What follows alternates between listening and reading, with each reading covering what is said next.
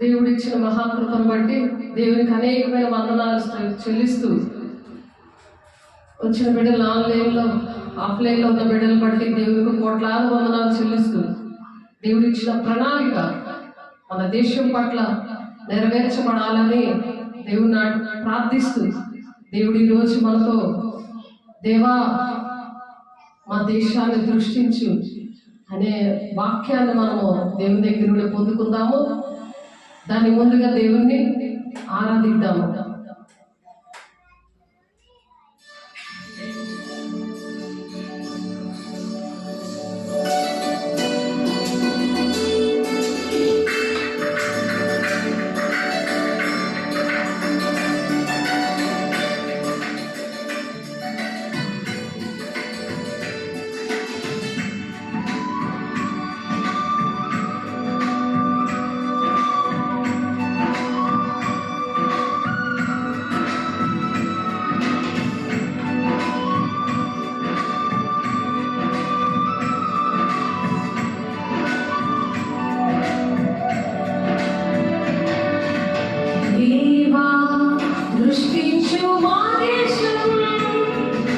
నశించుదాని బాగు చేయు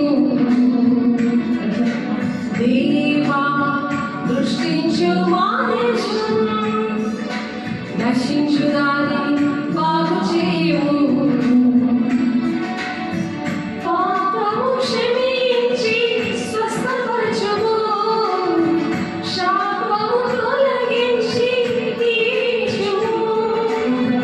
పాపము క్షమించి స్వస్థపరచుము, శాపము తొలగించి దీవించుము. దేవా, దృష్టించు మా దేశం. నశించుదాని బాగు చేయుము.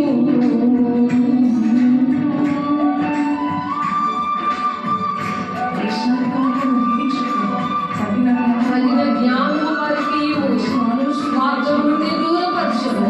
మంచి ఆలోచనలు వారికి ఇవ్వు, మంచి సహకారం మాకు దయచేయి దేవా అని ప్రార్థిస్తూ పాడుకుందాము.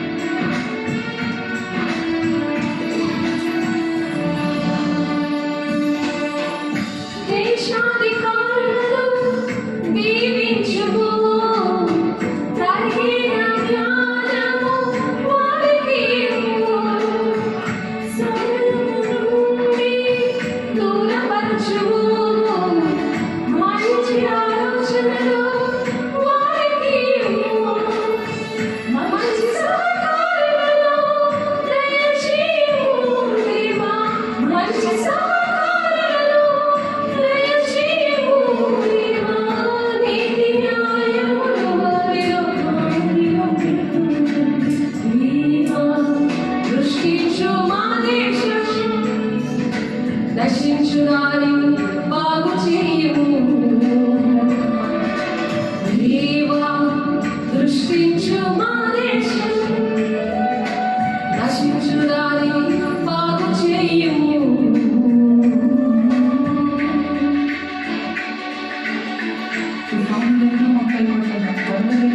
వరదలెన్నో ముంచివేయక పంటలన్నీ పాడైపోతున్నాయి దేవా. కరువు ఆసనమైంది దేవా. దేశపు వీధులే ఖాళీ అయిపోయాయి అయ్యా. మరి వీధరికము నాట్యమాడుందయ్యా. భూకంపాలు, అన్ని వర్షములు, తుఫానులు, మరి అగ్ని ప్రమాదాలు, అగ్ని తగలబెడుతుందా తండ్రి ఆయన అమెరికాను. దేశం పాడైపోతుందేవా.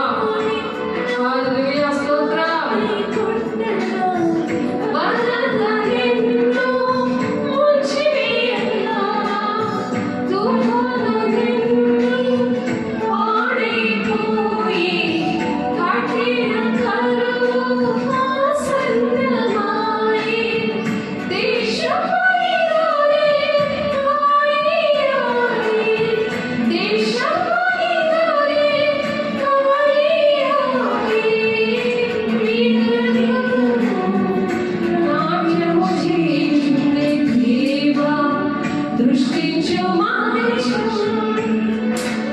నశించుదారిని బాగు చేయము.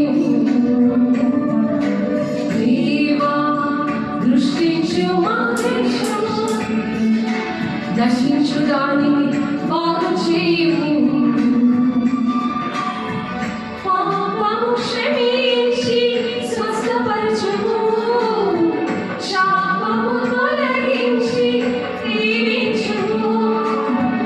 పాపము క్షమించి స్వస్థపరచుము, శాపము తొలగించి దీవించుము. దేవా దృష్టించు మా దేశము, నశించుదారిని బాగు చేయము.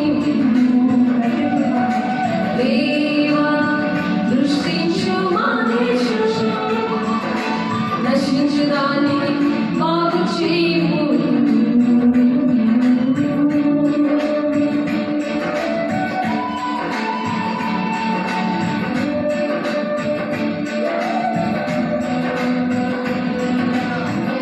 హల్లెలూయా. స్తోత్రం, స్తోత్రం, స్తోత్రం. మహిమ నీకే దేవా, పరిశుద్ధుడా నీకు వందనాలు. మహిమ నీకే దేవా, స్తోత్రం.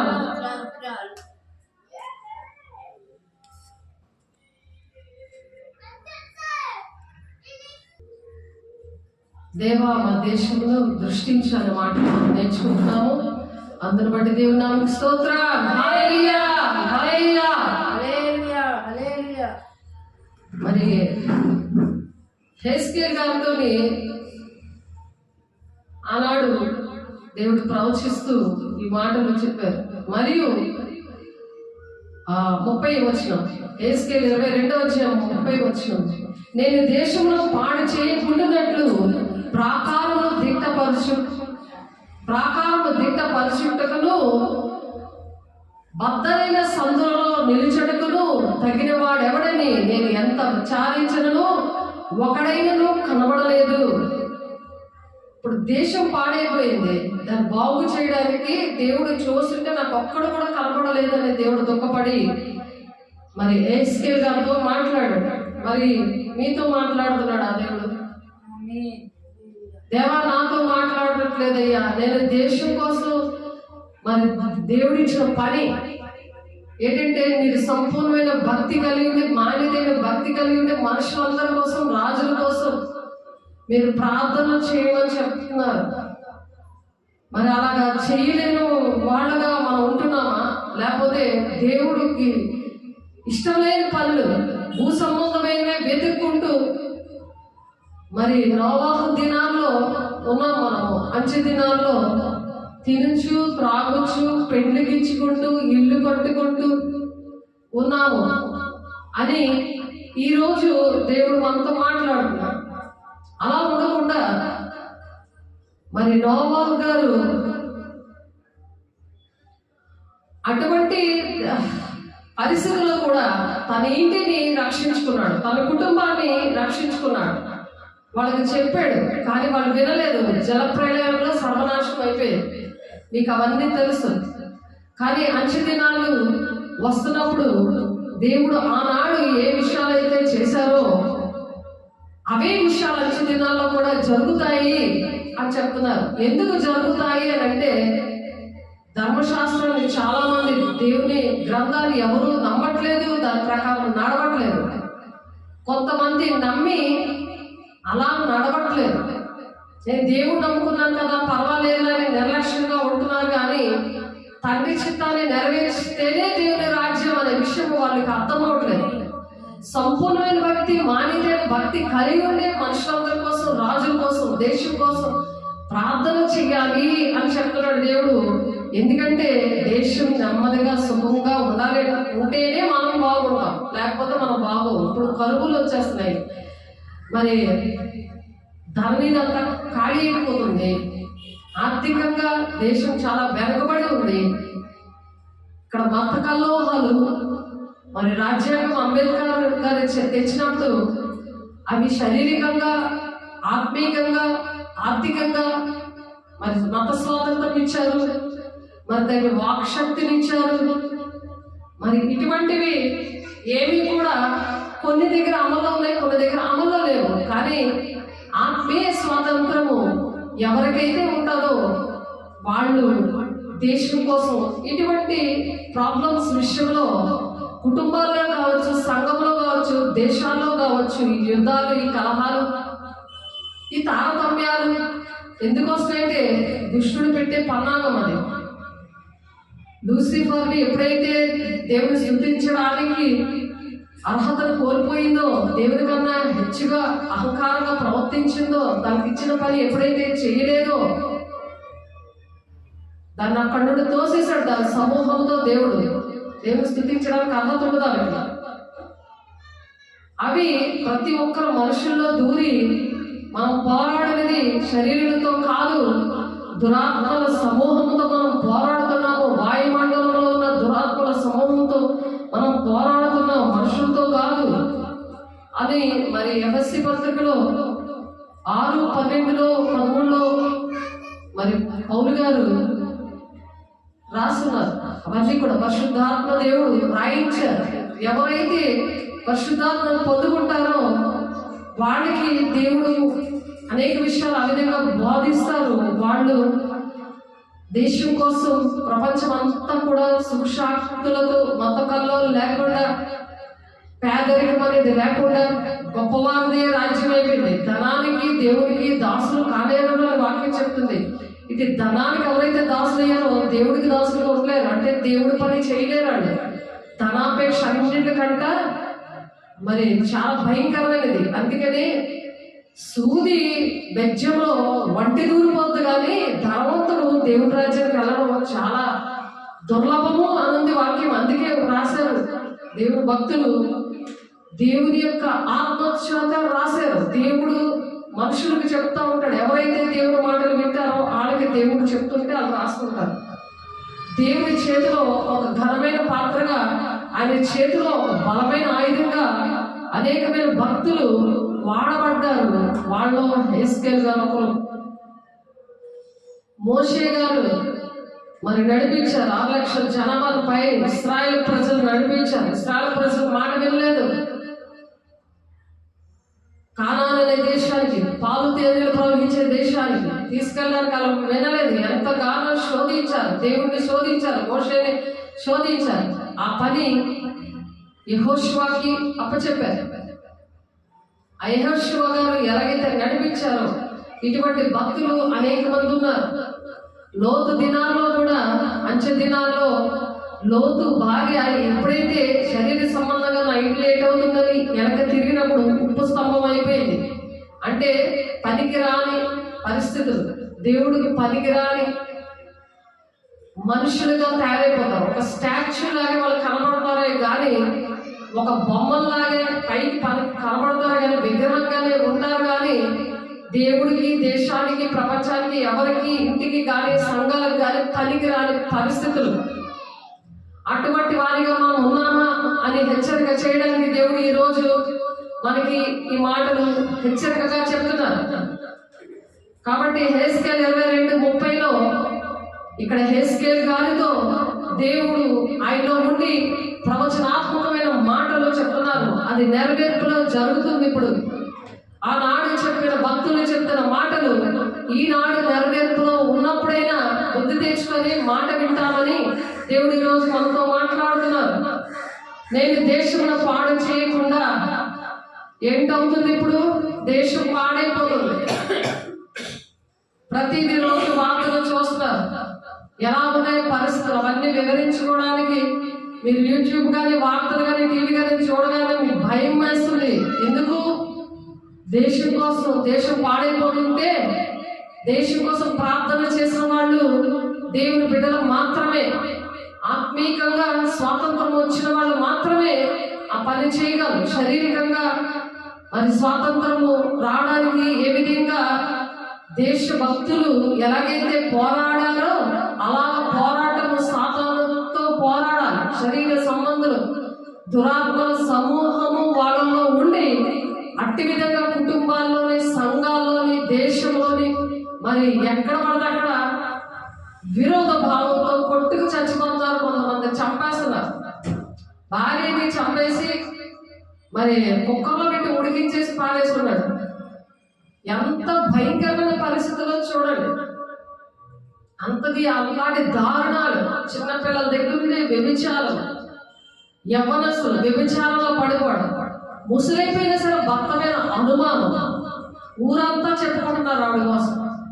ముసలైపోయినా సరే దేవుడు మాట్లాడే విషయాలు, దేవుని సంగమా, ముసలైపోయిన సరే ఇంకా అనుమానం, వ్యభిచారం మీద ఆశ, ఆ ఆశ ఆ దురాత్మల సమూహం వెళ్ళిపోయి దేవుడి మాటలన్నీ తుడిచేసి ఈ మాటలు ముద్ర వేసేస్తున్నాడు. నడలేదు, పరిగెట్టలేదు, దేవుడు పని చేయలేదు, దీని పాటు చేయలేదు, దేవుడు ఏం చెప్తే వెళ్ళలేదు. ఎందుకు? ఇవన్నీ కూడా తుడిసేసి అది ముద్ర వేసేస్తుంది. చంటి పిల్లల దగ్గర నుండి వృద్ధుల వరకు కూడా వ్యభిచారం ఏలుబడి చేస్తుంది ఈ లోకంలో. అందుకే దేశం పాడైపోతుందని దేవుడు ఈరోజు మాట్లాడుతున్నారు. హెస్కేల్ 22:30 వచనంలో, నేను దేశంలో పాడు చేయకూడనట్లు, అందుకే దేశం పాడైపోతుంది.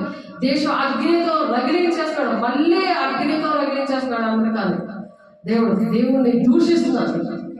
అన్నీ కాలిపోయినా, ఏమీ లేకపోయినా, ఇంకా అహంకారం అన్నమాట. తినడానికి తిండి లేకపోయినా, కట్టుకోవడానికి బట్టలు లేకపోయినా అహంకారం.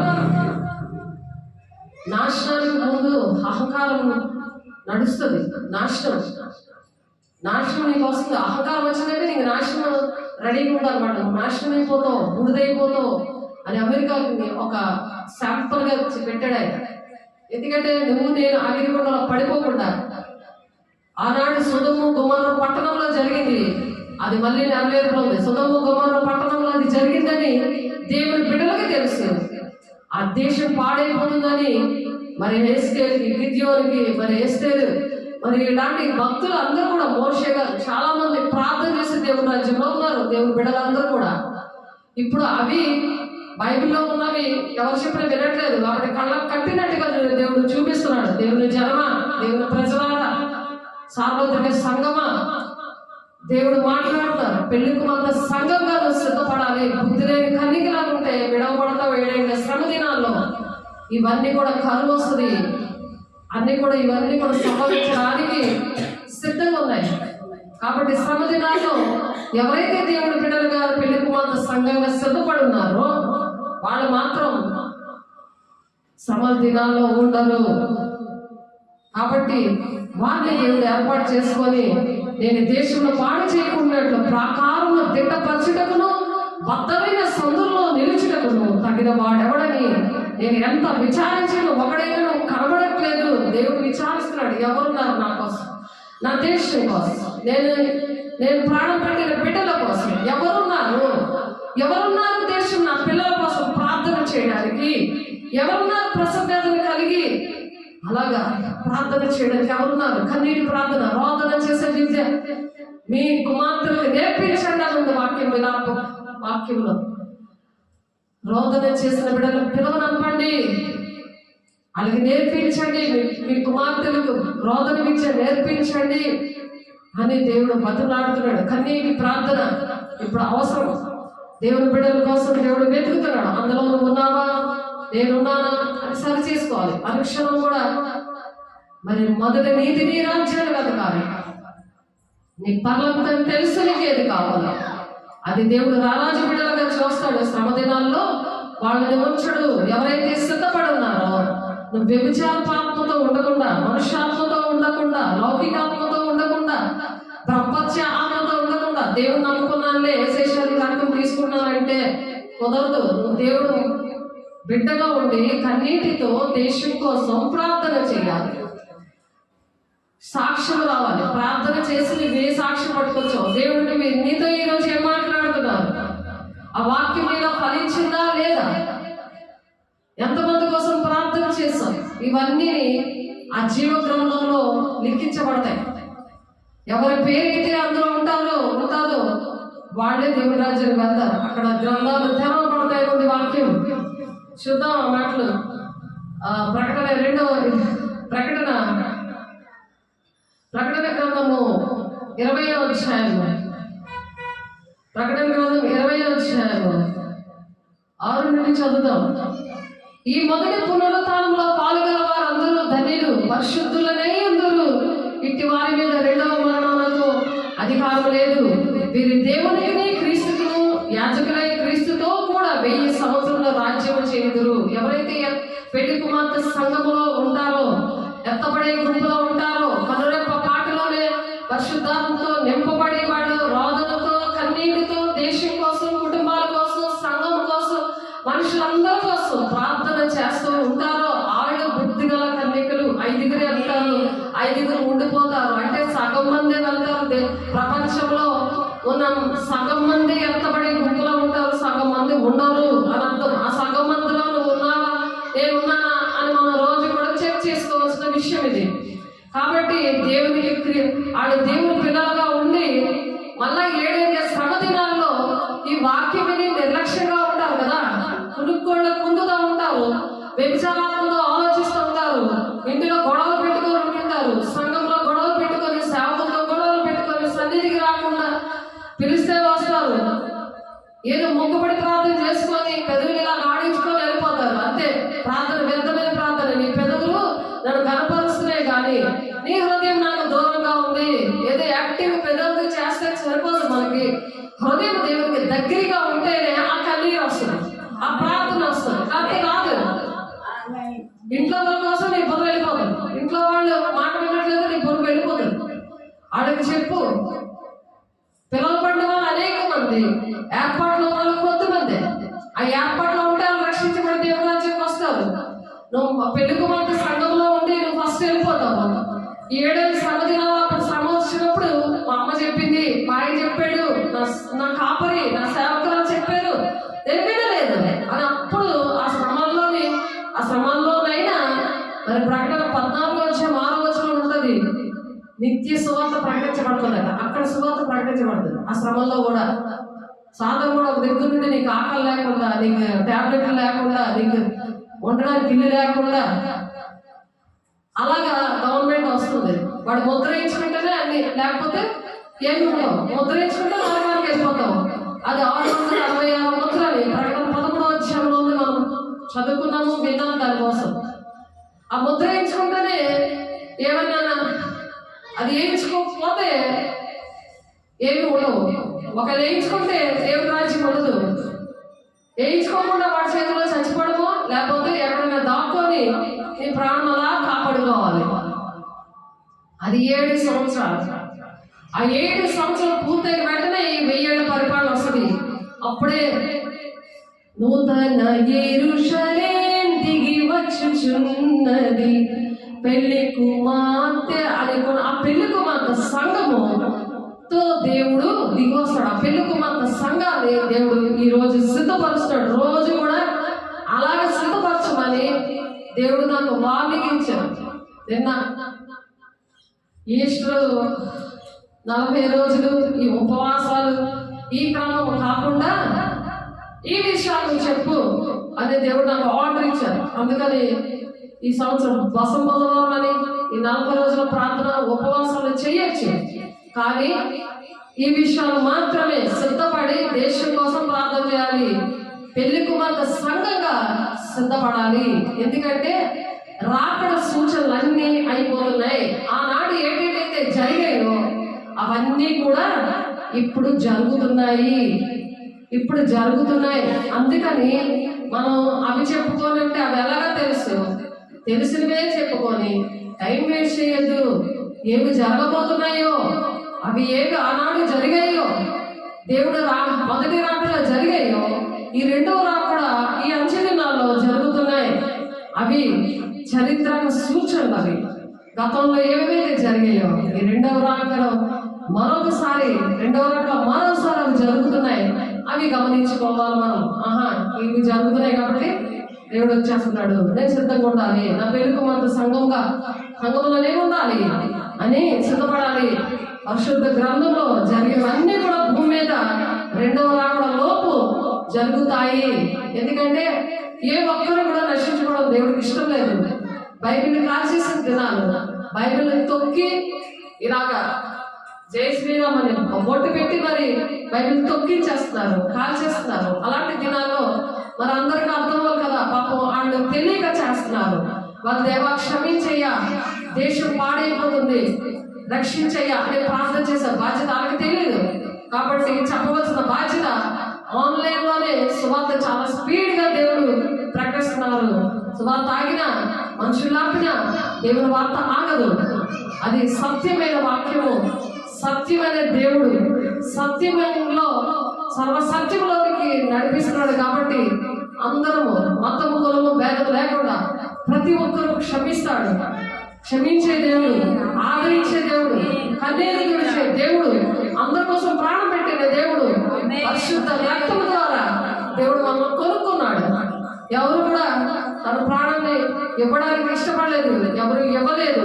అది తండ్రి అయిన దేవుడు మనుష్య కుమారుడిగా, అంటే మనుష్య రూపంలో మనుష్య కుమారుడిగా ఆయన భూలోకానికి ఎందుకు వచ్చాడంటే కారణాలు ఇవి. ఎందుకంటే మన దేవుడు ఆత్మస్వరూపే ఉన్నాడు.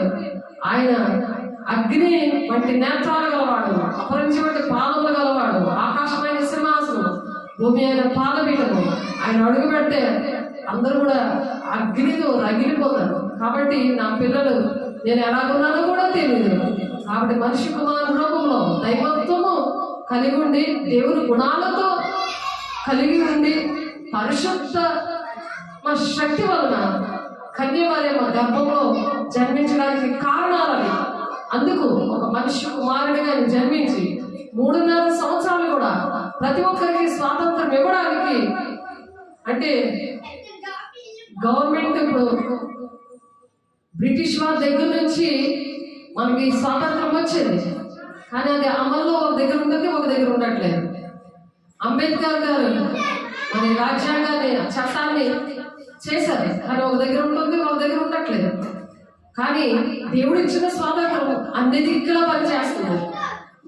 ఆ శక్తి పరిశుద్ధాత్మ దేవుడు ఇవ్వడానికి మానవుల రక్షణ కోసం ఆయన బలి అయిపోవలసి వచ్చింది. ఆ పాపం నుండి, శాపం నుండి విడిపించడానికి ఆయన ప్రాణం పెట్టవలసి వచ్చింది. దానికోసమే 40 రోజులు ఉపవాసం ఉంటారు. ఆ విషయాలు అర్థం అవ్వడానికి, ఆయన ఇలా బ్రతకడానికి 40 రోజులు ఉపవాసం ఉంటారు. నేను 40 రోజులు ఉపవాసం ఉండేదండి. శుక్రవారం ప్రార్థన ప్రతి శుక్రవారం, సంవత్సరంలో ప్రతి శుక్రవారం ఉపవాసం ఉండేదాన్ని. కానీ నామకార్థమైన సంఘంలో పుట్టి పెరిగాను కాబట్టి నాకు అప్పుడు అర్థం అవ్వలేదు. నేను చాలా విషయాల్లో నా జీవిత విషయంలో నష్టపోయాను. కాబట్టి దేవుని చేతులెత్తి, దేవా నాకు భక్తి నేర్పించంటే ఈ భక్తి నాకు నేర్పించాడు. అసలైన ఉపవాసం ఏంటి? బంధకాల్లో విడిపించడం, మరి పేదవారిని కనికరించడం, దేవుని గుణాలు. అది యెషయా 58వ అధ్యాయంలో 6వ వచనం నుండి 14వ వచనంలో కూడా ఇవన్నీ ఉంటాయి. ఎలాగ నాకు ఇష్టమైన ఉపవాసం అని, ఇదే కదా నాకు ఇష్టమైన ఉపవాసం అన్నారు. అటువంటి వారిని రక్షించడానికి, బంధకాల నుండి విడిపించడానికి నేను ఎప్పుడైతే 6 శారీరకమైన ఉపవాసాలు చేశానో, నామకార్థంగా ధనం పెట్టేసుకొని దేవుడిలో ఉన్నానులే అనే భ్రమలో బతికాను. అప్పుడు నేను ఎన్నో నష్టం పోయినప్పుడు, దానివల్ల ఫలితం లేనప్పుడు, దేవుని అడిగినప్పుడు దేవుడు యెషయా 58వ అధ్యాయంలో మీరు చూస్తే అందులో ఉంటది ఆయనకి ఇష్టమైన ఉపవాసం. నువ్వు పిలువుగా నేను ఉన్నాను అంటున్నాడు. అక్కడ దేశంలో ఉన్నతంగా దీవిస్తానంటున్నాడు. అటువంటి బంధకాలు ఉన్న వాళ్ళు విడిపించడానికి నేను అభిషేకించాను అంటున్నాడు. ఆ పిలుపు దర్శనంతో దేవుడు నన్ను తీసుకొచ్చి ఈ మాటలు నేర్పించి దేవుడి మాటలు చెప్తున్నారు. అందరి బట్టి దేవుడి కోట్లాది వందనాలు, స్తోత్రాలు చెల్లిస్తున్నాను. ఎందుకంటే ఇవి తెలియక ఎంతో మంది నశించిపోతున్నారు. వాక్యం చదవట్లేదు, నమ్ముకుంటే సరిపోయిందని దేవుడు చర్చికి వెళ్ళి వచ్చేస్తే సరిపోయింది, ఎక్కడైనా దేవుడు ఉన్నాడులే అనుకుంటున్నారు. కానీ దేహమే దేవుని ఆలయంగా పెట్టుకొని ఎక్కడికైనా వెళ్ళి మనం ప్రేమ కలిగి దేవుడు ఏ విధంగా ప్రేమించాడో, ప్రతి ఒక్కరిని క్షమించారో, ప్రతి ఒక్కరిని ఏ విధంగా దీవించారో, వాళ్ళకి ఎలా నేర్పించారో అలాగే నేర్పించాలని దేశం పాడైపోతుందని ఎస్కేల్ ద్వారా మాట్లాడారు.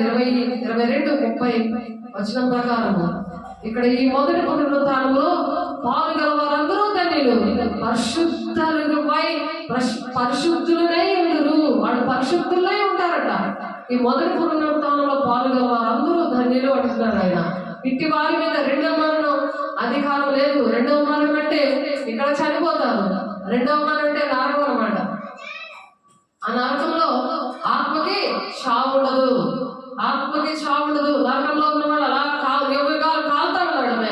మరి దేవుని బిడ్డలు యుగాలు కూడా దేవునితో ఉంటారు. పెళ్లి కుమార్తె సంఘంగా 1000 సంవత్సరాలు కూడా దేవునితో పాటు వాళ్ళు ఏలుబడి చేస్తున్నారు. ఆ ఏలుతారు అనమాట. అదే ఆది కాండము 1:28 ఫలించి అభివృద్ధి చెంది భూమిని నిండించండి, పురుగులతో సహా ఏలండి, ప్రతి జంతువు మీద ప్రతి దాని మీద కూడా అధికారము ఇక్కడే మనం సంపాదించుకోవాలి. 1000 సంవత్సరాలు గడిచిన తర్వాత సాతాను తానున్న చెరలో నుండి విడిపించబడను.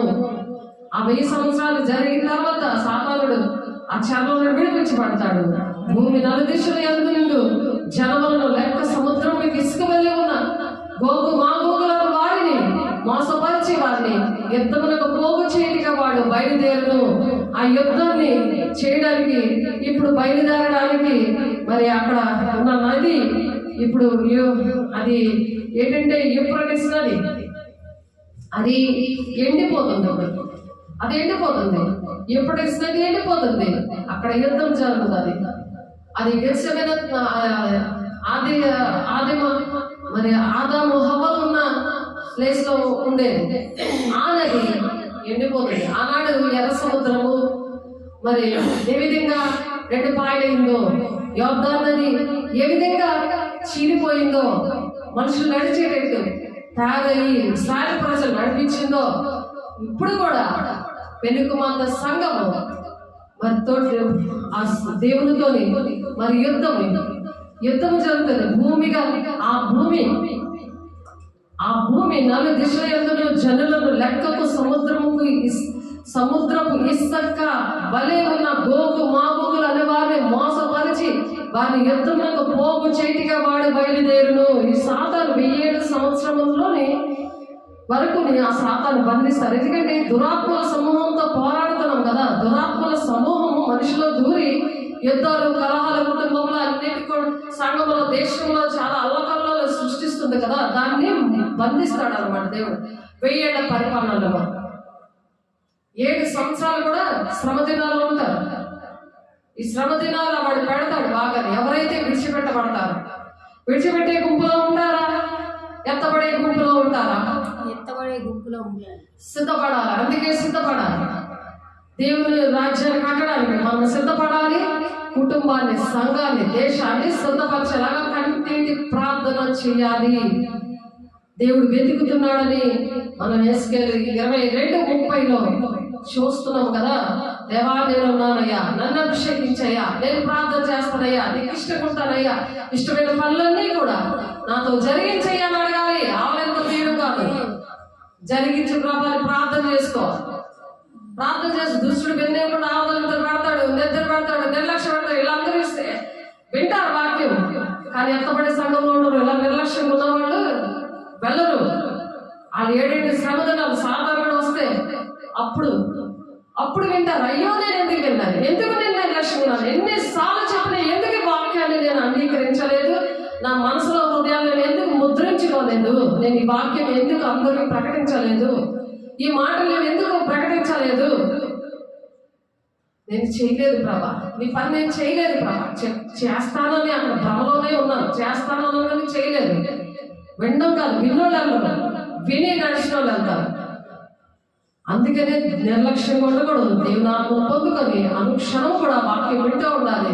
అనుక్షణం కూడా దేవుని దగ్గర కన్నీరు కారుస్తూ నా ఇంటిని రక్షించు ప్రభా తీర్మానం చేసుకున్నాడు యెహోషువ. తీర్మానం, నేను నా ఇంటి వారును నిన్ను ఆరాధిస్తామయ్యా, నిన్ను స్తుతిస్తామయ్యా అని చెప్పి తీర్మానం చేసుకున్నాడు. నోవాహు గారు ఇంటి వారు రక్షించబడ్డారు, మిగిలిన వాళ్ళు రక్షించబడ్డారు. ఆ జల ప్రళయంలో సర్వనాశనం అయిపోయారు. జల ప్రళయంలో జంతువులు విని ఆ పాడెక్కే కానీ మిగిలిన వాళ్ళు అప్పుడు వెళ్ళలేదు. అలా వెరుతనంగా చూశారు, చెప్తుంటే వెరుమాటలు ఇవి ఎప్పుడో కదా అనుకొని ఆలోచించారు. ఈ వాడ, ఈ భూమి మీద ఎంత పెద్ద వాడ ఎలాగ నిలబడుతుంది, ఎంత సముద్రం ఉంటే కదా పెద్ద వాడ.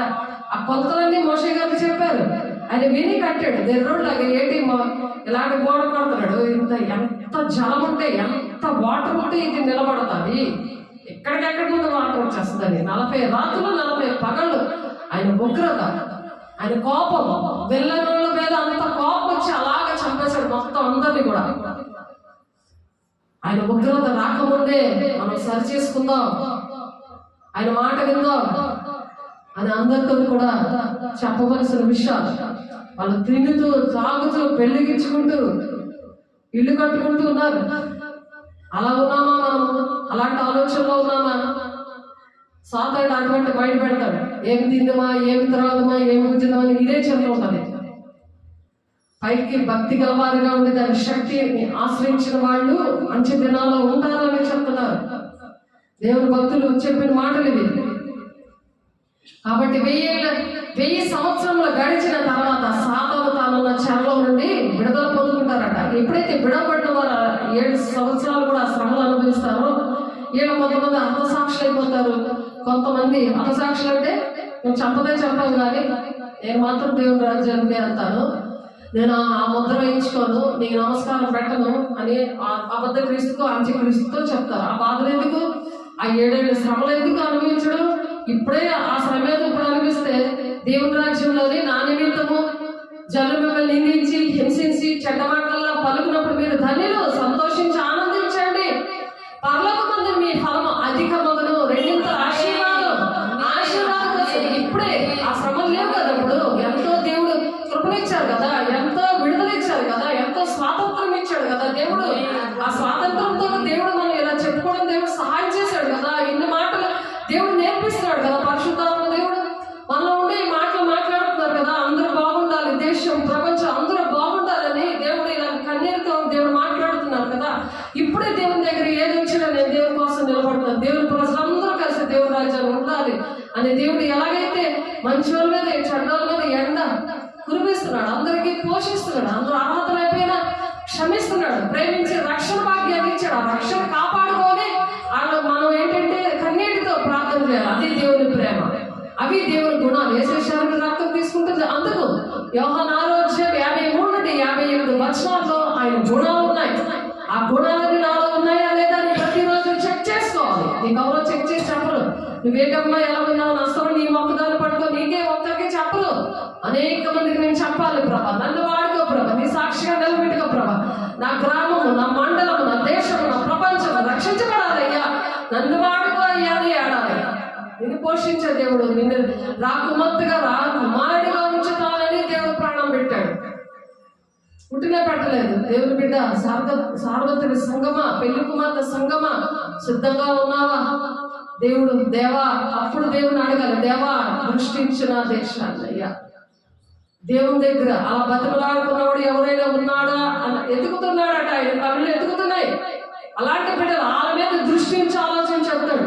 నా వసంతాలు బోధిస్తానని కీర్తనకాడు చెప్పినాడు 32:8. నీ మీద సాతాను దృష్టిస్తున్నాడు, నువ్వు చేతులు వదలైపోతున్నావు. ఎవరు దృష్టించారు నీ మీద?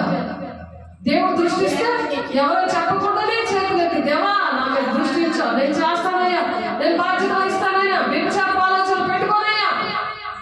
వృద్ధాప్యంలో కూడా నాకు వ్యభిచారపు ఆలోచనలు ఏంటయ్యా? సాతాను నా మీద దృష్టి పెట్టి నన్ను అలా నడిపిస్తున్నాడయ్యా. నా వల్ల ఊరంతా పాడకూడదు, జిల్లా అంతా పాడకూడదు, దేశం పాడేయకూడదు. నా కన్నీరుని బట్టి అందరూ రక్షించబడాలయ్యా. అన్నా చేసిందయ్యా అలాంటి ప్రార్థన 80 సంవత్సరాల వరకు అన్నా చేసింది దేవుని సన్నిధిలో ఉండి.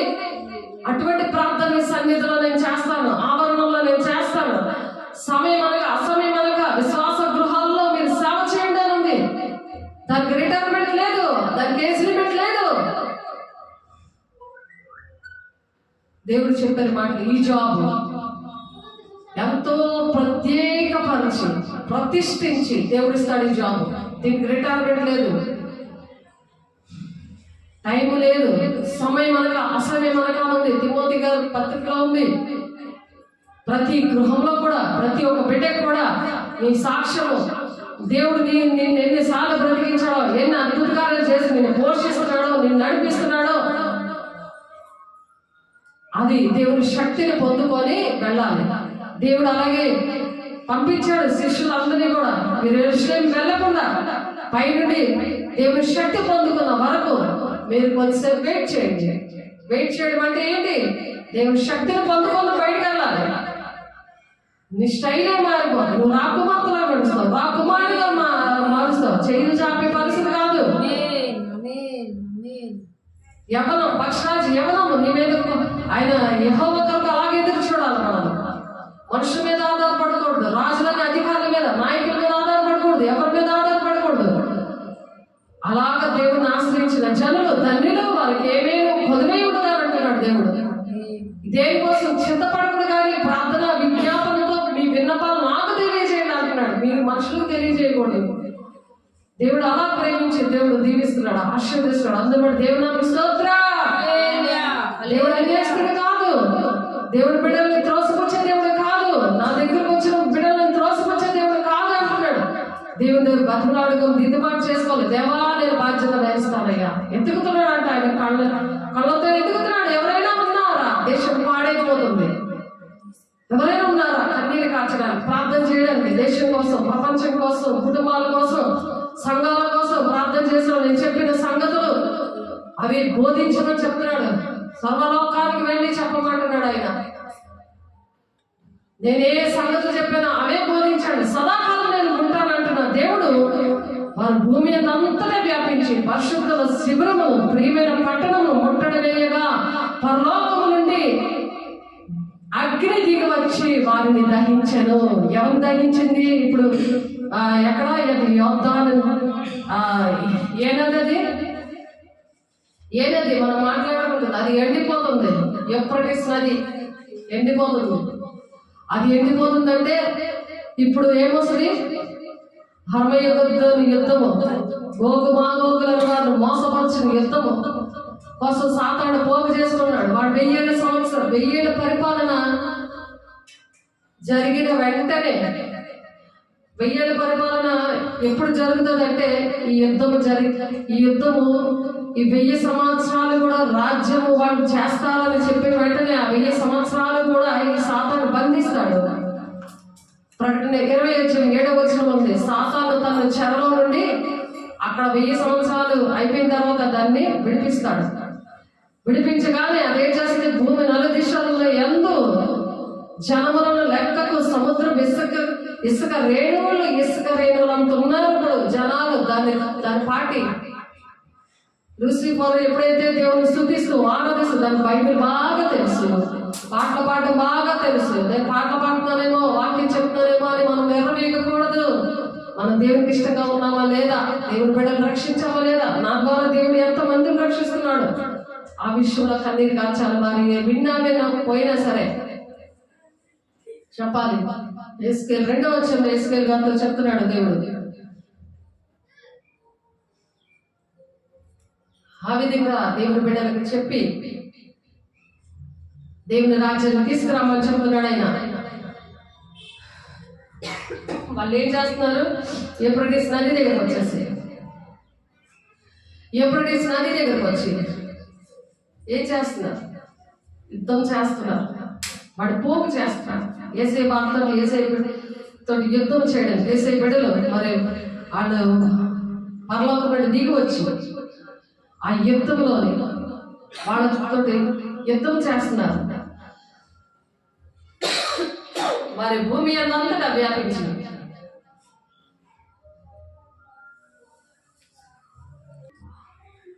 వెయ్యి సంవత్సరాలు గడిచిన తర్వాత సాతాను తాను చెరలో నుండి విడుదల వచ్చాక మరి ఎక్కడ ఆ నది చెప్పండి? ఆ నది ఎక్కడ ఉంది? ఇప్పుడు ఎండిపోతుంది. ఎందుకంటే ఏవైతే మొదటి రాకడలో జరిగాయో ఈ రెండవ రాకడలో జరుగుతున్నాయంటే దేవుడు వస్తున్నాడు. ఇప్పుడు మనం పనికి వెళ్ళిన, ఇంటి కోసం మనం డబ్బు సంపాదించుకున్న, చాలా మంది ఉద్యోగాలకు వెళ్ళిపోతున్నారు, స్కూల్కి వెళ్ళిపోతున్నారు, దేవుడి సన్నిధిని పక్కన పెట్టి వెళ్ళిపోతున్నారు. ఇప్పుడు ఎంత శ్రమ పడినా మనం ఇక్కడ ఉండిపోతాం. ఎవరైతే దేవుని సన్నిధిని వినకుండా దేవుని సన్నిధిని విడిచిపెట్టి వెళ్ళారు అనుకోండి, ఇక్కడ ఉండిపోతాం. అది ప్రమాదం. ఎందుకంటే యూఫ్రటీస్ నది ఎండిపోతున్న సూచనలు అయిపోతున్నాయి కదా. దేవుడు ఎప్పుడైనా రావచ్చు. ఎప్పుడు మనం సిద్ధంగా ఉంటే దేవునికి మొదటి స్థానం ఇవ్వాలి. దేవుడు ఆయన మహిమనంతటినీ విడిచిపెట్టి మన కోసం వచ్చారు కదా. పెంటలాంటి మనుషుల కోసం వచ్చి ఇవన్నీ నేర్పించారు కదా. కాబట్టి మనం కూడా కొన్ని యాగాలు చేయాలి. ఆయన ప్రాణం పెట్టేశాడు కదా, మనం ప్రాణం పెట్టక్కర్లేదు. కనీసం దేవుడు మాటలు విని అవి మనం పనికి వెళ్తున్నప్పుడు, మన ఇంటికి వెళ్తున్నప్పుడు ఈ మాటలు పట్టుకొని వెళ్ళినప్పుడు అది ఎంతో దీవెనది. 1 గంట గడిపితే 1000 గంటలు, 1000 దినాలు, ఒక దినమంతా గడపాలి ఆదివారం. అసలు 84వ కీర్తనలో ఉంది ఆ మాట. దావీదు భక్తుడు చెప్తున్న మాట, ఒక దినమంతా గడపాలి. మనం దినమంతా గడపట్లేదు. కనీసం దేవుడు మాటలను లెక్క పెట్టి మనం ప్రతిదీ నష్టంగా ఎంచుకుంటూ దేవుని, అయ్యో నా బిడ్డ నా కోసం త్యాగం చేస్తాడు అని దేవుడు ఆ విషయాన్ని ఇంకా చక్కగా దేవుడు నడిపిస్తాడు, ఆ వేదన లేకుండా. కాబట్టి 1000 సంవత్సరాలు గడిచిన తర్వాత సాతాను తనంలో చెరలో నుండి వచ్చేస్తాడట. ఎందుకంటే ఇక్కడ యూఫ్రటీస్ నది ఎండిపోతుంటే మరి రాకడ సూచనలోని ప్రవక్తని మాటలు చెప్పారు కదా, అవి నెరవేర్పులోకి వస్తున్నాయి కదా. మరి దేవుడు వచ్చేస్తాడు, పర్లోకి వెళ్ళి ఇంట్లో వంటలు ఉండి ఏంటి మనకి చింత ఉంటుంది. కానీ భూసంబంధమైన వాటి మీద మనం మనసు పెట్టుకొని అలా మనం ఉండిపోతాం కదా. బుద్ధి లేని కన్యకలు ఏం చేశారు, మా డ్యూటీలో నూనె అయిపోయిందని అప్పుడు చూసుకున్నారు. దేవుడు వచ్చేసాడు, వాళ్ళు ఉండిపోయారు, 7 గంటల సమయాలు ఉండిపోయారు. అలాగే మనం రెడీగా ఉన్నాం అనుకుంటాం, కానీ మన ఆలోచనలు ఏంటంటే శరీర సంబంధంగా ఉన్నాయి. అప్పుడు శరీర సంబంధమైన స్వాతంత్రము ఈరోజు రిపబ్లిక్ డే చేసుకుంటాం. కానీ శారీరకంగా, మానసికంగా, ఆత్మీయంగా ఎవరైతే బలంగా ఉంటారో వాళ్ళు సంపూర్ణమైన దేవుని బిడ్డలు అన్నమాట. సంపూర్ణంగా ఉండాలి. దేవుళ్ళు సంపూర్ణంగా ఉన్నప్పుడు వాళ్ళకి స్వాతంత్రం వస్తుంది. దేవుడు అటువంటి ఆడ మీద అటువంటి దృష్టి నుంచి అటువంటి గాబరా లేకుండా, టెన్షన్ లేకుండా దేవుడు నడిపిస్తాడు. నా దేవుడు ఉన్నాడు, నా తోడున్నాడు, నా దేవుడు నన్ను విడిపడి ఎరవాడు, ఆయన నాకున్నాడు, నా చేస్తాడు అనే టెన్షన్ ఉండకుండా చేస్తాడు. లేకపోతే సాధారణుడు ఆత్మీయంగా, శారీరకంగా, మానసికంగా స్వాతంత్రం లేదనుకోండి, ఇటువంటి టెన్షన్ వస్తాయి అన్నమాట. కాబట్టి రాకడ సూచనలు అంటే పోలీసు ఆ మొదటి రాకడలో ఏవేవైతే జరిగాయో అవన్నీ కూడా భూలోకంలో జరగడానికి దేవుడు ఇష్టపడుతున్నారు. ఎందుకు ఇష్టపడుతున్నాడు అంటే చాలా మంది బైబిల్ ఉన్నా చదవరు, పూజ పట్టేస్తుంది కానీ చదవరు. మరి దేవుడు ఇష్టం లేకుండా ఇలాంటి వాళ్ళని చూసి దేవుడు మరి అనేక మంది దేవుడికి అవమానకరంగా ఉన్న బిడ్డలు చూసి వాళ్ళు కూడా దేవుడు నమ్ముకుంటే ఎందుకు అని చెప్పి దేవుడు విడిచిపెట్టి ఒక ఆమె సినిమా యాక్టర్ లాగా తయారైపోయింది. ఇప్పుడు ఈ మధ్యన వార్తలు ఒక ఆమె దేవుడు బిడ్డ సినిమా యాక్టర్ లాగా అయిపోయింది. సినిమా యాక్టర్ లాగా ఇష్టపడుతుంది. ఎంత విచారకరం. గలతీ సంఘంతో దేవుడు ఆ పౌలు గారు ఎంతో దుఃఖపడ్డాడు. మొదట మీరు ఆత్మీయంగా ప్రారంభించి మీరు శరీరానుసారంగా ఎందుకు అలాగైపోయారని దుఃఖపడుతున్నాడు. మరి గలతీ 5వ అధ్యాయంలో కూడా ఈ స్వాతంత్రం అనుగ్రహించి క్రీస్తు మనలను స్వతంత్రులుగా చేసి ఉన్నాడు. కాబట్టి మీరు స్థిరముగా నిలిచి మరలా దాస్యముల కాడి కింద చిక్కుకొనబడి, దాస్యముల కాడి అంటే ఒకదానికి బానిసత్వం అనమాట. ఒకదానికి లోపడకూడదు. తిండికో, డబ్బుకో, మనుషులకో, పనికో, దేనికో దానికి ఆ దాస్యముల కాడికి మీరు లోపడకండి, చిక్కుకోవద్దు. చూడండి, మీరు సున్నతి పొందిన ఆ క్రీస్తు వల్ల మీకు ప్రయోజనం ఏమీ కలుగుదని పౌలని నేను మీతో చెప్పుచున్నాను. దేవుడు నమ్ముకున్నప్పుడు మీకు ప్రయోజనం అనేది దేవుని రాజ్యంలో ఉంటుంది. ఇక్కడ ఒకవేళ నష్టం వచ్చినా, కష్టం వచ్చినా, ఎటువంటి నింద వచ్చినా అదంతా కూడా జీవగ్రంథంలో రాస్తానని ఇక్కడ ప్రకటన గ్రంథం 20వ అధ్యాయంలోని ఈ యుద్ధం అంతా ఈ సాతాను వాడి మాటలు వాడి ప్రజల్ని ఎక్కువ చేసుకుంటున్నాడు. ఇప్పుడు మనం ప్రార్థన చేసి దేవుడి పిల్లలు రక్షించే పనిలో ఉండాలి. వాడి పిల్లల్ని ఎక్కువైపోతున్నారు. ఆ యుద్ధ కలహాలు, అగ్నిగుండం ఇవన్నీ కూడా ఇక్కడే జరుగుతున్నాయి. ఇక్కడ అవన్నీ కూడా వాడు జరిగిస్తున్నాడు. పాపపు క్రియలు అన్నీ కూడా దేవునికి ఇష్టం లేనివి, మనుషులకు ఇష్టం లేనివి, దేవుని బిడ్డల్ని కష్టపెట్టడము, నష్టపెట్టడము, వాళ్ళ మాట వినకపోవడం ఇవన్నీ కూడా జరిగినందువలన యుద్ధాలు, కలహాలు మరి అన్నీ కూడా జరుగుతున్నాయి. దేవుణ్ణి అర్థం చేసుకోలేని పరిస్థితి ఏర్పడింది. కాబట్టి నలు దేశంలో కూడా జనములు లెక్కకు ఇసుక, లెక్కకు సముద్రపు ఇసుక వల్ల ఉన్నారట.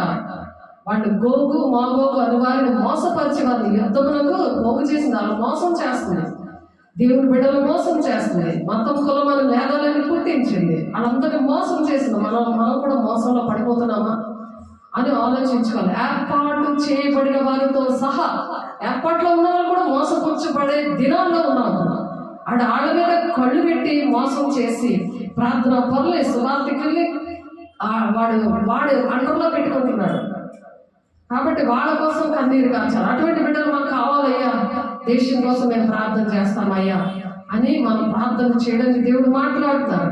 వారి భూమి అంతటా వ్యాపించి పరిశుద్ధుల శిబిరంలో ప్రియమైన పట్టణంలో ముట్టడమేగా పరలోకం నుండి దేవుడిని అగ్ని దిగొచ్చి వారిని కాల్చివేస్తున్నాడు. అప్పుడు దేవుడు రెండవ రాకడలో వస్తున్నాడు, పెళ్లి కుమార్తె సంఘముతో వస్తున్నాడు. 1000 ఏళ్ల పరిపాలన అయిపోయిన తర్వాత దేవుడు వచ్చి ఏం చేస్తున్నాడు? 1000 ఏళ్ల పరిపాలన అయినప్పుడు దీన్ని బంధించాడు. అప్పుడు 1000 ఏళ్ల పరిపాలన చేశాడు దేవుడు. మరి ఈ యుద్ధంలో ఉన్న వాళ్ళందరినీ కూడా అగ్ని గుండములని అగ్ని ఆకాశం నుండి మరి వాళ్ళందరినీ కాల్చివేసింది.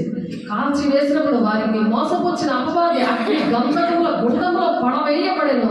అచ్చట ఆ క్రూర మృగమును అబద్ధ ప్రవక్త ఉన్నారు. ఇప్పుడు 7 ఏళ్ల శ్రమ దినాల్లో ఆ క్రూర మృగము అబద్ధ ప్రవక్త, క్రూర మృగం అంటే మృగములా ఉండరు, మృగము లాంటి మనస్తత్వం కలిగిన వాళ్ళు నాయకులుగా ఉండి మరి ఇంటిలోనేటి, సంఘాలు ఏంటి, దేశంలో ఏంటి వాళ్ళు ఏలుబడి చేస్తూ ఉంటారు. అటువంటి ఆత్మతో మన శరీరంతో పోరాడట్లేదని ఉంది కదా, దురాత్మల సమూహమే ఈ క్రూర ముఖం అన్నమాట. ఈ లోకంలో అది ఏలుబడి చేస్తూ అలాగ బాధ పెడుతున్నాడు వాళ్ళు. ఆ దురాత్మ శక్తి అయిన ఆ అపవాది, ఆ క్రూర మృగాన్ని, అబద్ధ ప్రవక్తని కూడా వారి యుగములు రాత్రి పగళ్ళు కూడా వారు బాధించబడతారు అన్నమాట. వీళ్ళు రాత్రి పగళ్ళు కూడా బాధించబడతారు, అగ్నిగుండంలో పడవేయబడతారు అనమాట. వాళ్ళందరూ కూడా పడవేయబడతారు. అప్పుడు మనకి ఎలా ఉంటుంది? దేవుని బిడ్డలుగా ఉన్న వాళ్ళకి ఎలా ఉంటుంది? ఎంతో అక్కడ మరి ఏం జరుగుతుందట? మరియు ధవళమైన మహాసింహాసనం దాని ఎంతో ఆశ్రయుడైన అక్కడిని చూచి తిని భూమి ఆకాశంలో ఆయన సముఖం నుండి పారిపోయేది. ఈ పాత ఆకాశం, ఇప్పుడు మనం నివసిస్తున్న భూమి ఆకాశం నశించిపోతాయి అన్నమాట. అవి పారిపోతాయి. దేవుని సన్నిధిలో ఆ ధవళ సింహాసనం దగ్గర దేవుని ఎదురుగుండా అవి నిలబడలేవన్నమాట. అలా దేవుని పిల్లల కోసం అలా వస్తున్నాడు. వాటికి నిలువ చోటు కనబడకపోయేను. మరి గొప్పవారేమి కొద్దివారేమి మృతులైన వారందరూ ఆ సింహాసనం ఎదుట నిలబడి ఉండడే చూచి తిని. గొప్పవారు మరి చచ్చిపోయిన వాళ్ళు. ఇప్పుడు ఒక అబ్బాయి చనిపోయాడు, పద్మ బాబు చనిపోయాడు, అఖిల్. బాప్తిజం తీసుకోలేదు, తీసుకుంటానని చెప్పి తీసుకోలేదు, చనిపోయాడు. మరి అటువంటి వారిని అందరూ కూడా చనిపోయిన వారికి తీర్పు ఉంటుంది. నీకు బాప్తిజం తీసుకోమని నీకు ఎన్నిసార్లు అవకాశం వచ్చిందో వాళ్ళ పెద్దమ్మకి, ఎన్నిసార్లు అవకాశం వచ్చిందో వాళ్ళు ఎన్నిసార్లు ఇంటికి వచ్చారో దేవుడు ఆమెకి కరుణ పేరు పెట్టాడు. మరి ఆమె బాధ్యురాలు అయిపోతుంది. ఆమె ఇప్పుడే ఏడ్చింది అనుకో. తన కొడుకు విషయంలో కూడా దేవుడి మాట వెనుక తన కుటుంబాన్ని సాతాన్ని ఏలుబడి చేసి అసలు చర్చి వద్దు, మరి కుటుంబారాధన లేదు, ఇది బల్లారాధన లేదు, ఏమీ లేకుండా మరి సేవకులు ఇంటికి రాకూడదు. ఇవన్నీ సాతానుగాడు లైన్గా పెట్టేశాడు. ఎందుకంటే దేవుడు మాట వెనుక ముందు ఆత్మీయంగా ప్రారంభించారు, ఇప్పుడు శరీరానుసారంగా ఉండిపోయారు. ఇప్పుడు వెళ్ళే మార్గం కూడా, డ్యూటీకి వెళ్ళే మార్గం కూడా అగ్నిగుండంలో కనబడుతుందంట. అగ్ని, ఆ తోలంతా అగ్నిలాగా ఉండాలి. నీతో కూడా అలా ఉండాలా, దేవుని విడిచిపెట్టి వెళ్ళకూడదు. కాబట్టి దేవుడు మన పని ఉందా లేకపోయినా అది అనవసరం కాదు. దేవుని రాజ్యం మనకి ముఖ్యం, దేవుడు మనకు ముఖ్యం. దేవుడు ఎంత త్యాగం చేశాడు. ఎలాంటి మేకులు ఆయన 800 మేకులు వేయించుకున్నాడు. అది సిలువ దినాల్లో ఉన్నప్పుడు మనము ఆ విధంగా దేవుడిని తలంచుకోవాలి. దేవుడు ఎలా ప్రేమించాడు నిన్ను నన్ను. లేకపోతే పాపంలో శాపంలో ఉంటే ఈ మాటలు మనకు అందుతాయా? ఇలా బ్రతికిస్తాడా? ఈ మాటలు దేవుడి మాటలు మాట్లాడుతున్నాడు, పరిగెడతావా? దేవుడు వెతుకుతున్నాడు, చూస్తున్నాడు. మరియు గొప్పవారేమి కొద్దివారేమి మృతులైన వారందరూ ఆ సింహాసనం మీద నిలబడి ఉండడం చూచి దేవుడు నిలబెడతాడు. చెప్తున్నా, నన్ను నిలబోతున్నా మిమ్మల్ని దేవుడు ఏం చేస్తాడు? నిలబెట్టి అడుగుతాడట. మరియు గొప్పవారేమి కొద్దివారేమి మృతులైన వారందరూ ఆ సింహాసనం మీద నిలబడి ఉండడం చూచి అప్పుడు గ్రంథంలో విప్పబడ్డాయి అన్ని రాస్తాడు. ఇక్కడ ఎవరు లేదు, నాతో నేను వెళ్ళిపోదాంలే అంటే కుదరదు. దానికి అధికారిగా దేవుడు నన్ను నేను పెట్టాడు. కాబట్టి ఆమెకు అర్థమైన చెప్పే బాధ్యత నాది. నాకు 2 ఉంటే మీకు 1 ఉంటుంది. కాబట్టి మరియు గొప్పవారేమి కొద్దివారేమి మృతులైన వారందరూ ఆ సింహాసనం ఎదుట నిలబడి చూచదిని అప్పుడు గ్రంథంలో విప్పబడను. మరి జీవ గ్రంథం అని వేరొక గ్రంథము విప్పబడను. ఆ గ్రంథం యందు రాయబడి ఉన్న వాటిని బట్టి తమ క్రియలు చెప్పన మృతులు తీర్పు పొందిరి. వారి క్రియలు చెప్పన చచ్చిపోయిన వాళ్ళని కూడా నిలబెట్టి దేవుడు అడుగుతాడు. మరి బతికున్న మనము దేవుడు రాబోతున్నాడు. మనం బతికుండగానే దేవుడు వస్తాడు. అది అందుకని దేవుడు మనకి నేర్పిస్తాడు. మనకి మొదటి మరణం ఉండదు, రెండో మరణం కూడా మనకు ఉండదు. దేవుడు నాకు స్తోత్రం. కాబట్టి చనిపోయిన వాళ్ళకి ఎలా తెలియదు, వాళ్ళు చనిపోయారు కదా, వాళ్ళకి ఎలా తెలిస్తే ఈ మాటలు? ఎవరైతే వాళ్ళకి రక్షణ లేకుండా వాళ్ళ బాప్తీసాలు తీసుకోకుండా కారకులుగా ఉన్నారో వాళ్ళు ఏడ్చి ప్రార్థన చేస్తే అక్కడ తీర్పులో ఇద్దరికి కూడా దేవుడు మరి ఏం తీర్పు తీరుస్తాడు ఆయన. దానికోసం కన్నీరు కాల్చవలసింది సంఘం. మరి ఎవరైతే వాళ్ళు వచ్చినా సరే సంఘాన్ని తీసుకురాకుండా, ఆ మాటలు చెప్పకుండా, అబద్ధ బోధకులు ఇవి చూసుకొని కాలం గడిపేసి దేవుడు ఎక్కడైనా ఉన్నాడని మరి అనేకమైన బోధల్లో తిరిగిన కుటుంబం అది. కాబట్టి వాళ్ళ కోసం ప్రార్థన చేసే బాధ్యత దేవుడు మనకిచ్చాడు. ఎందుకంటే దేశం పాడైపోతుంది, సంఘాలు పాడైపోతాయి, కుటుంబాలు పాడైపోతుంది అంటే ఆ బాధ్యత ఇచ్చాడు కదా. దేవుడు దృష్టించి కళ్ళు ఇప్పి చూస్తాడు ఎవరు మనసులో ఏటుంది. పైకి చెప్తున్నారు కానీ అది చేయట్లేదు. వాళ్ళ మైండ్ ఇంకొకలా ప్రవర్తిస్తుంది. సాధారణ వాళ్ళ మైండ్ని ఇంకా తిప్పేస్తున్నాడు. దేవుడి వైపు వెళ్తుంటే దాన్ని ఇచ్చేడు ఆడే తిప్పేసుకుంటున్నాడు అని దేవుడు కన్నీరు కాలుస్తున్నాడు. పరిశుద్ధాత్మ దేవుడు. ప్రియ సంగమా, సార్వత్రిక సంగమా, మనము దేవుని వైపే మనం ఉండాలి. వాడు తిప్పుతున్నా సరే మనకు అర్థమవుతుండాలి. దాన్ని వివేచన వాళ్ళు అంటారు. అదే ప్రార్థన చేసుకోవాలి. దేవా నీ వైపే నేను తిరిగి నీ కోసం పరిగెట్టాలి అని. ఆ గ్రంథం నుండి వ్రాయబడిన వాటిని బట్టి తమ క్రియలు చెప్పన మృతులకు తీర్పు తీర్చాడట. సముద్రము తనలో ఉన్న మృతులను అప్పగించిందంట. మరణంలో పాతాళము వాటి వశంలో ఉన్న మృతులను అప్పగించిందంట. వాళ్ళ ప్రతివాడున తన క్రియలు చెప్పన తీర్పు పొందుకున్నారట. వాళ్ళ క్రియలు చెప్పన తీర్పు ఉండదు ప్రతి ఒక్కరికి. వినేసేదిపోతా కాదు, క్రియలు ఉన్నాయా లేదా, మన క్రియలు మనం చూసుకోవాలి. ప్రతిరోజు మనం చెక్ చేసుకోవాలి. ఎందుకంటే జీవ గ్రంథము వేరొక గ్రంథము విప్పబడి ఉందంట. ఎవరి పేరేను జీవ గ్రంథమందు వ్రాయబడినట్లు కనబడని ఎడల వాడు అగ్నిగుండంలో పడవేయబడును. జీవ గ్రంథంలో ఉందా లేదని ఇక్కడే మనం చెక్ చేసుకోవాలి. ఇక్కడే జీవ గ్రంథంలో దేవ నా పేరు ఉందా లేదా అని దేవుణ్ణి అడగాలి. ఏవో చేసేసాము, ఏవో వినేసాము, ఎంత చేసి అంత చేసామని మనం చెప్పుకుంటాం. మనకు అలా అనిపిస్తుంది. సాతాడు అలాంటి ఆలోచన పడతాడు. కానీ పూర్తిగా చేయాలి. సంపూర్ణమైన బిడ్డలు ఎవరు? ఆత్మీయంగా, శారీరకంగా, ఆర్థికంగా దేవుడి బిడ్డలుగా స్వాతంత్రం అందులో రావాలి. సంపూర్ణంగా మానసికంగా ఆ విధంగా సంపూర్ణంగా మనం ఉండాలి. కాబట్టి దేవుడు మన గలతీ 2:4 మనలను దాసులుగా చేసుకోవాలని క్రీస్తు యేసు వల్ల మనకు కలిగిన మన స్వాతంత్రం వేగు చూచుటకు రహస్యంగా తేబడి దొంగతనంగా ప్రవేశించిన కపట సహోదరుల వల్ల జరిగింది. కపట సహోదరుల పక్కన దూరిపోతుంటారు. వాళ్ళ వల్ల దుష్టుడు ఏంటంటే అనేకమైన బోధనలు తిప్పుతుంటాడు. మనం ఏ స్థితిలో ఉన్నామో అది ఎఫెసీయులు 1:1 సంఘం కోసం క్లియర్గా ఉంది. సంఘము, సంఘ విశ్వాసం కోసం దేవుడు ఏ విధంగా ఏర్పాటు చేశాడో ఎఫెసీ పత్రికలో పౌలు గారు చెప్పారు. అంచె దినాల్లో మరి తీర్పు మన రాజులకి యోర్దాను నదిని చీల్చినట్లుగా, ఎర్ర సముద్రాన్ని చీల్చినట్లుగా మరి ఆ రాజులకి మరి ఆ విధంగా దేవుడు ఏదైనా తోట నుంచి ఈ యూఫ్రటీస్ నది మరి ఎండిపోయి ఏ విధంగా ఉంటుందో మన జీవితాలు మరి ఎండిపోకుండా ఫలింపులో ఉండి మరి అటువంటి పరిస్థితుల నుండి విడుదల అవుతారని దేవుడు మాట్లాడుతున్నారు. మరి గలతీ 1:1 కూడా గలతీ సంఘానికి శుభమని చెప్పి ఈ మాటలు అక్కడ ఉన్న ఆ గలతీ సంఘము, అక్కడ ఉన్న అన్ని సంఘాలకి కలిపి పౌలు గారు ఈ మాటలు చెప్తున్నారు. శారీరకంగా, ఆత్మీయంగా, మానసికంగా మనం సంపూర్ణ స్వస్థత కలిగి ఉన్నామా లేదా, అది స్వాతంత్రం అన్నమాట. దేవుడు వాళ్ళ మీద దృష్టించి వాళ్ళ మరణ ఆలకిస్తాడు. దేశం పాడైపోతుంటే వాళ్ళ ప్రార్థన విని ఆయన బాగు చేస్తాడు. దేశాన్ని బాగు చేయ ప్రభా అని మనం పాట పాడుకున్నాం కదా. మన పాటగా కాకుండా అలాగా మనం దేవునికి ఇష్టంగా ఉండాలని మరి మనం ఆలోచించాలి. రాజ్యాంగము కొంత మట్టిగా పనిచేస్తుంది కానీ మరి అనేకమైన మన దేశ నాయకులు, దేశ భక్తులు మరి ప్రాణాలు అర్పించారు. మరి ఆత్మీయంగా కూడా ప్రాణం పెట్టబద్దులై ఉన్నారని యేసయ్య చెప్తున్నారు. ప్రతి వ్యక్తి కూడా పోరాడాలి దేశం కోసం, మరి కుటుంబాల కోసం. మన సంఘాల కోసం ప్రతి ఒక్కటి కూడా పోరాడాలని దేవుడు చెప్తున్నారు. ఎఫెసీ 4:1-2 కూడా అటువంటి విశ్వాసాలు అంటే ఏ విధంగా ఉండాలని, అభ్యంతరాలు వస్తాయి కానీ మనం ఏ విధంగా ఉండాలి అనే విషయాలు ఉన్నాయి. మీరు ఇంటి దగ్గర చదువుకోండి.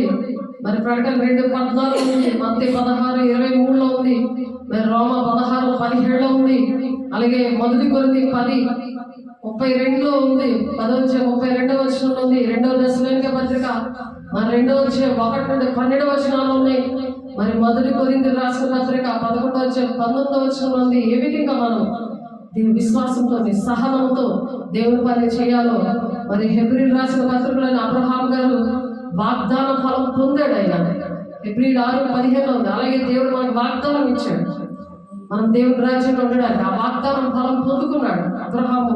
మరి ఓర్పుతో దేవుడి మాటల్ని నమ్మి అతను ఓర్పుతో సహించుకొని ఆయన ఆ విధంగా వాగ్దాన ఫలం పొందుకున్నాడు అబ్రహాం గారు.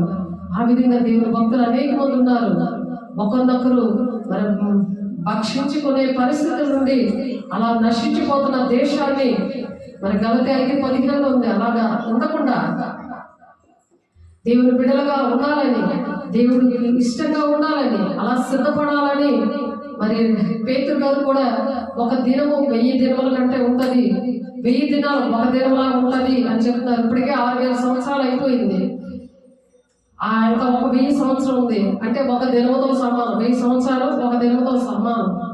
కాబట్టి దేవుని రాకడ మనకి ఆసన్నంగా ఉంది. కాబట్టి మరి దేవుని రాజ్యానికి మరి సిద్ధపడాలని, అటువంటి స్వాతంత్రం కలిగి ఉండాలని, దేశం లేదా దృష్టి ఉంచడం దేవుడు వెతుకుతుంటే నేనున్నాను ప్రభా అని ప్రతి ఒక్కరూ చెప్పుకొని ఆ విధంగా ప్రార్థన చేయాలి. ఇది పర్సనల్. ఎవరు అందరూ ప్రార్థన చేస్తారు కదా, ఎవరు పర్సనల్ అనమాట. వాగ్దానమైన పరలోక రాజ్యం వెళ్ళడం పర్సనల్. ఎవరు భక్తి చెప్పునే అక్కడికి వెళ్తారు. ప్రతి ఒక్కరు ఆ న్యాయపీఠం మీద శరీరంతో జరిగించిన మంచివైనా సరే చెడ్డ పెళ్ళినా సరే ఆ న్యాయపీఠం మీద దేవునికి లెక్క చెప్పాలి. కాబట్టి దేవుని దగ్గర అటువంటి విషయాలు దేవునితో మాట్లాడుకుంటూ సరి చేసుకుంటూ దేవుని సాక్షిగా ఉండాలి. అన్నిటి ప్రార్థనతో దేశాన్ని రక్షించుకోవాలని అనేకమైన విషయాలు ఇంకా మాకు నేర్పించండి ప్రభా. రాబోయే సంగతులు ఎలా ఉంటాయో మాకు నేర్పించండి, మమ్మల్ని సిద్ధపరచండి అని మనము సిద్ధపడదాం. మరి ప్రార్థన చేసుకుందాం. పరిశుద్ధుడా, ప్రేమగల దేవ, అభిషక్తుడా, నీ కృపగల నామంలో, నీ మహిమగల నామంలో అయా మీరు ఇచ్చిన అయా మీ మాటలు బట్టి వందనాలు, స్తోత్రాలు ప్రభు. మరి ప్రకటన 20:6 ఆయన మొదటి పునరుద్ధానంలో మేము ఎలా ఉంటామో అయ్యా, మరి నా తండ్రి నేను ప్రతి విషయాలు కూడా మీరు మాట్లాడారు ప్రభు. నీకు వందనాలైనా అయ్యా. మరి తండ్రితోనైనా మహిమ పొందుకొని తండ్రి రాజ్యానికి వెళ్ళడానికి మరి బాప్తిసం తీసుకోవాలి అయ్యా. తండ్రి నీ రాజ్యానికి వెళ్ళడానికి అయ్యా నిన్ను పోలి నడవాలి తండ్రి. నేను నీ కన్నా గొప్ప కార్యాలు మేము చేస్తామని యోహాను 14:14 మీరు చెప్తున్నారు అయ్యా. తండ్రి ఆత్మను పొందుకోవాలి. మరి నాయన అయ్యా సహాయం దయచేయండి అయ్యా. క్రైస్తవుడు పాపం అయ్యా చేసి తండ్రికి అయ్యా గాయపరుస్తున్నాడని తండ్రి నాయన మరి గలతీయుల విషయంలో 4:6-9 మీరు చెప్తున్నారు. 4 మేము గాయపరిచే వారిగా ఉండకుండా సహాయం దయచేయండి. మరి నా తండ్రి నేను దావీదు కుమారులు ఎలా పాపం చేసి నశించిపోయారు ప్రభా అయా. అలాగే నాయన అనేకమైన కుటుంబాలు నశించిపోతున్నాయి ప్రభా. దావీదు ఎంతో ఏడ్చాడు నా తండ్రి నాయన. దావీదు మాట వినలేదు ప్రభా నా తండ్రి వాడు అయా. తల్లి ప్రార్థన బట్టి దావీదు భక్తిపరుడుగా ఉన్నాడు ప్రభా. వాడు మాట వినలేని పరిస్థితులు అయ్యా. తండ్రి అబ్షాలోము మా తండ్రి అమ్రోదు చేసిన పాపాలు నా తండ్రి అది కీడు చేయవద్దు అని చెప్తున్నావు. అటువంటి కీడు ఎవరి కుటుంబాల్లో జరగకూడదు ప్రభు. అటువంటి పరిస్థితులు సంఘాల్లో ఉన్నాయి ప్రభా.